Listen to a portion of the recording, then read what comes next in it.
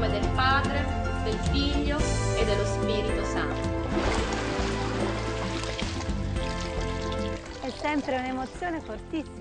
It's extremely moving for a community to take part in a baptismal service. It is a church that worships God, that unites in music, song, prayer, and in listening to the Word of God.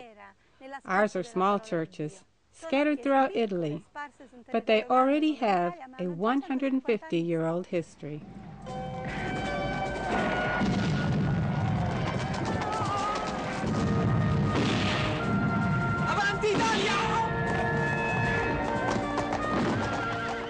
Il 1870 è stato un anno cruciale. 1870 was a crucial year for the history of Italy, but also for the infinitely smaller Italian Protestant world.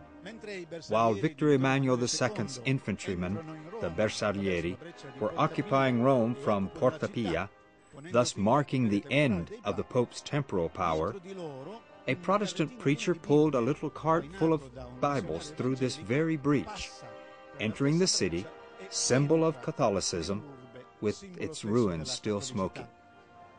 Peraltro non era la prima volta come comunemente si sostiene. And yet Luther and Calvin's Reformation in the 16th century had made a breach also in our country. But slowly, all traces of that Reformation had been lost.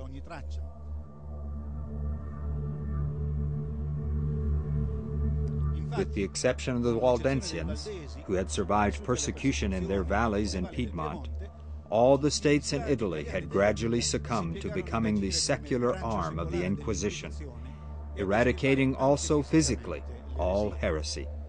There were very few Protestants left in pre-unified Italy. Colonnello Manara! Viva la Repubblica! Viva l'Italia!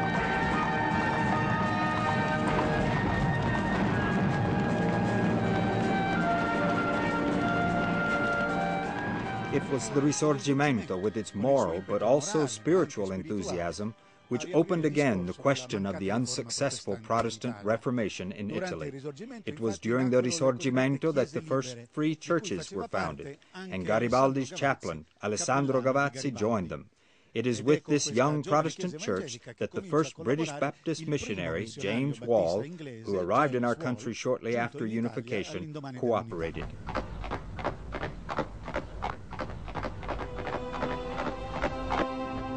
We left in mid-October, my two children and I. To pay for the journey, we had had to sell our few pieces of furniture, and all we had was our few savings on which we counted to begin the missionary work in Italy. On the boat, in the 3rd class, the children suffered and a stay of a few days in Cannes became necessary. The journey to Italy was not the easiest. We arrived in Bologna on November 1st, 1863.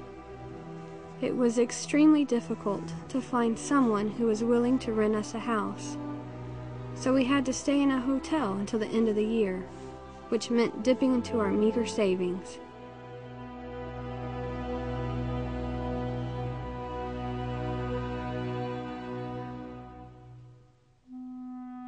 Bologna is a really beautiful city. It is more ancient than Rome. It has a university,